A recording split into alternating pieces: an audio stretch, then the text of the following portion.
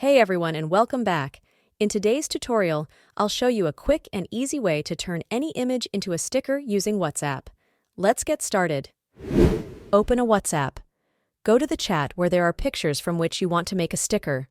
Choose the image you'd like to transform into a sticker. It could be a funny meme, a cute pet pic, or anything that brings a smile to your face. Once you've made your selection, tap on the share button. Now pay attention. Among the sharing options, you'll see Create Sticker. Tap on it, and WhatsApp will take you to the sticker editing screen. This is where the magic happens.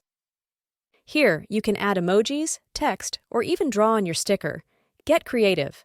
Once you're satisfied with your masterpiece, go and send your sticker to see how it looks in the chat. Nice, right? Your sticker is now saved and ready to use. Head over to your WhatsApp sticker gallery, and you'll find your newly created sticker there. It's that simple. And there you have it, a customized sticker made effortlessly using WhatsApp's built-in feature. If you found this tutorial helpful, give it a thumbs up, subscribe for more tech tips, and let me know in the comments what stickers you've created. Until next time, happy sticker making on WhatsApp.